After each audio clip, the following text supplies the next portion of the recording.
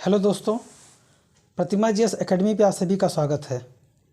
दोस्तों, current affairs में आज हम चर्चा करेंगे रबी फसल के लिए 2023-24 के लिए न्यूनतम समर्थन मूल्य घोषित किया गया है।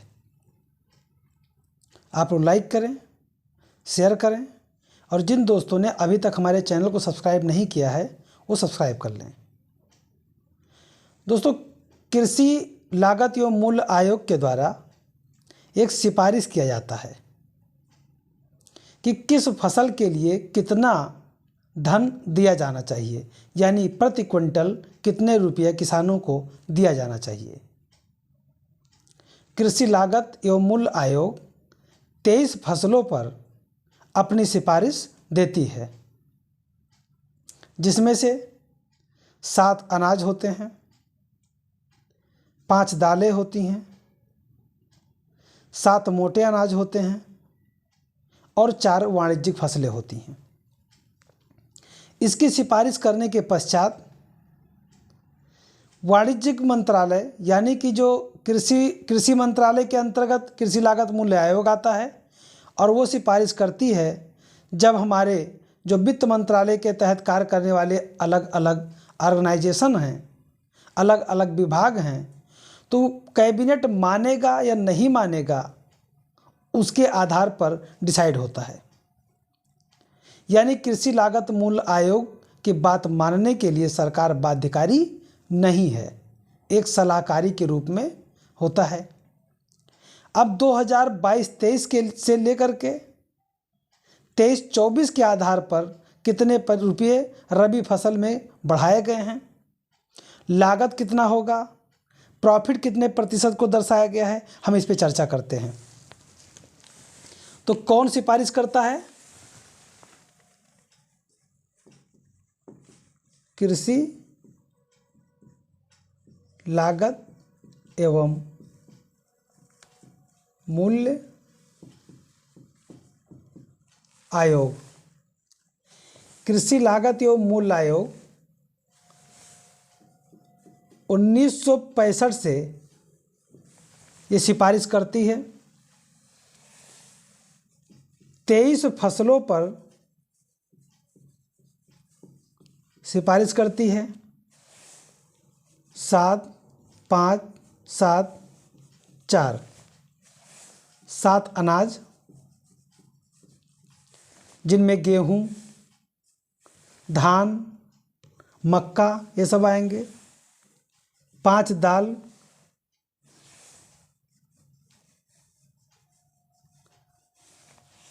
मोटे अनाज और 4 वाणिज्यिक फसलें। अब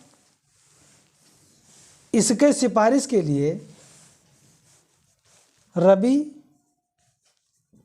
खरीफ और वाणिज्यिक फसलें होती हैं। तो अभी जो निर्देशित किया गया है वो रबी फसल के लिए है। तो हम चर्चा करेंगे रबी फसल पे, क्योंकि अभी आने वाले समय में मार्च अप्रैल तक रबी की फसलें कटने लगेंगी और उसकी बिक्री के लिए किसानों के आय को ध्यान में रख करके उनको नुकसान ना हो, इसलिए उसके पहले ही न्यूनतम समर्थन मूल्य घोषित कर दिया जाता है। अच्छा, एक बात और ध्यान रखिएगा, न्यूनतम समर्थन मूल्य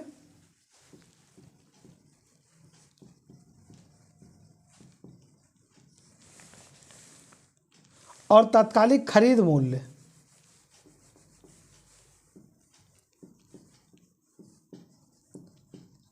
ये दोनों अलग अलग चीज़ें हैं। न्यूनतम समर्थन मूल्य जो है इतने से नीचे तो नहीं खरीदा जाएगा, लेकिन जो तत्काल रूप में जब खरीदा जाएगा अनाज तो ये बढ़ सकता है। जैसे अभी 2125 रुपये गेहूं का कर दिया गया है, तो गेहूं कितना भी ज़्यादा प्रोडक्शन हो जाए, कितना भी ज़्यादा उत्पादन हो जाए, इससे कम दाम पे नहीं खरीदा जाएगा। लेकिन अगर गेहूं का उत्पादन कम हो जाए तो इसका दाम जब खरीदारी होने लगेगी तब बढ़ जाएगा। तो बढ़ सकता है, कम नहीं हो सकता है। न्यूनतम समर्थन मूल्य से किसी भी रूप में उत्पादन कितना भी बढ़ जाए तब भी कम नहीं होगा। अब हुआ क्या, 2021-22 और 22-23 के लिए जो न्यूनतम समर्थन मूल्य था उसके हिसाब से 22-23 और 23-24 यानी इसको माना जाएगा 23-24 के लिए। अब कितने आधार पर, एक तो हो गया न्यूनतम समर्थन मूल्य minimum support price, minimum support price न्यूनतम समर्थन मूल्य, और साथ ही हो गया एक लागत मूल्य। लागत मूल्य यानी प्रति कुंटल के हिसाब से कितना पैसा लगता है और हमें कितना किसानों को देना है।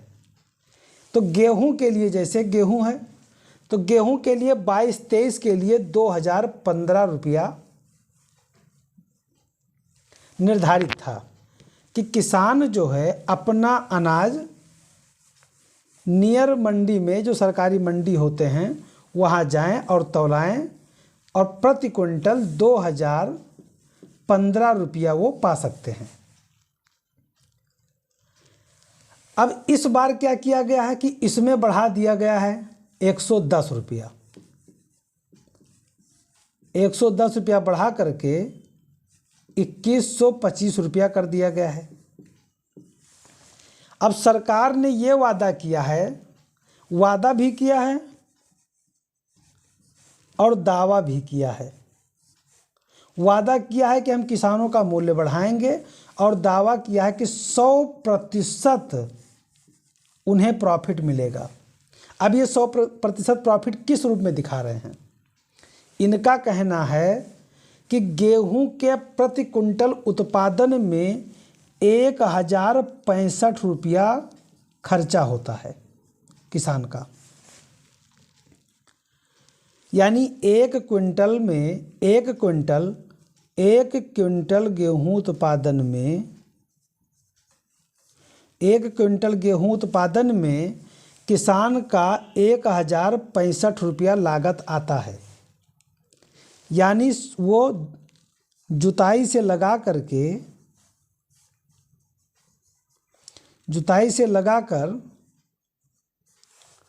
कटाई तक। अब इसमें बीच में आपका सिंचाई आ गया, खाद आ गया, बीज आ गया, निराई आ गया, ये जितना कुछ आपको करना है ये सब आपका है।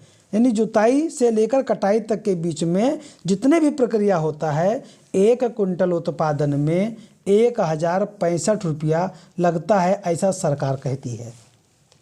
और इन्होंने इसी चीज़ को ध्यान में रख करके 2125 रुपया कर दिया। और इन्होंने कहा कि हम किसानों को, अब देखिए कितना किया, 2125 रुपया प्रति कुंटल, बढ़ाया कितना, 110 रुपया। और प्रति कुंटल उपज की लागत इन्होंने कहा 1065 रुपया किसान का आएगा। और 1065 किसान लगाता है और हम किसान को 2125 रुपया पे खरीद लेंगे गेहूँ।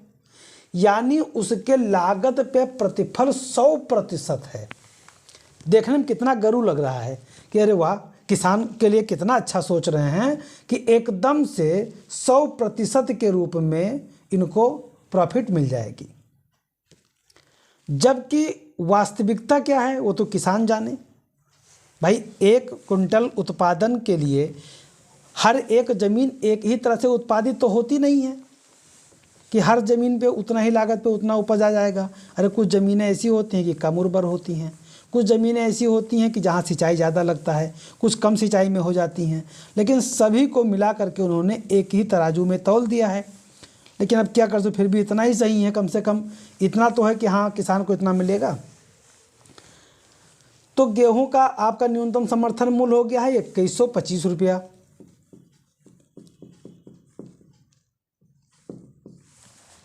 जौ का 2022-23 में 1635 रुपया था, अब 1735 रुपया कर दिया गया है। यानी कि 100 रुपया बढ़ाया गया है। जौ में 100 रुपया बढ़ाया गया है और इसमें कहा गया है कि लागत प्रतिफल इन्हें 60% मिलेगा। ध्यान रहे कि इसमें आपको कुछ महत्वपूर्ण 2 से 3 पॉइंट जो याद रखने हैं, बाकी ये सब आपको याद रखने हैं। अब जौ में यहाँ से जौ से 2 बातें हैं जो महत्वपूर्ण हैं। पहली बात तो ये कि जौ में सबसे कम बढ़ाया गया है, सबसे कम रुपया बढ़ा है तो किसमें? जौ में, केवल 100 रुपया। ये न्यूनतम वृद्धि इसमें किया गया है। जौ में न्यूनतम वृद्धि किया गया है। अगर प्रश्न पूछा जाएगा कि खरीफ फसल के न्यूनतम समर्थन मूल्य में किस फसल की वृद्धि दर सबसे कम रहा, वृद्धि सबसे कम रहा, तो वृद्धि जो है जौ में केवल 100 रुपया बढ़ा है। बाकी आप देखेंगे तो गेहूं में 110 रुपया बढ़ा है, चना में 105 रुपया बढ़ा है और सबसे ज़्यादा बढ़ा है मसूर में 500 रुपया बढ़ा है। फिर रेपसीड या सरसों में 400 रुपया बढ़ा है और सैफ्लावर में बढ़ा है 209 रुपया। तो सबसे न्यूनतम वृद्धि हुआ है जौ में। उसके बाद चना है। चना का मूल्य 5230 रुपये से बढ़ा करके 5335 रुपया कर दिया गया है और इसे 105 रुपया बढ़ाया गया है इसमें। अब इधर के सब भूल जाइए, आपको याद रखना है केवल रेपसीड के, क्योंकि रेपसीड का जो लागत मूल्य है 104% ज़्यादा है। 104% के दर से जो है लागत जो प्रतिफल है वो सरसों का है, रेपसीड का है। मसूर में 5500 रुपया से बढ़ा करके 600 रुपया कर दिया गया है और सीधे 500 रुपया बढ़ाया गया है, जो कि सर्वाधिक है। मसूर में सर्वाधिक वृद्धि किया गया है।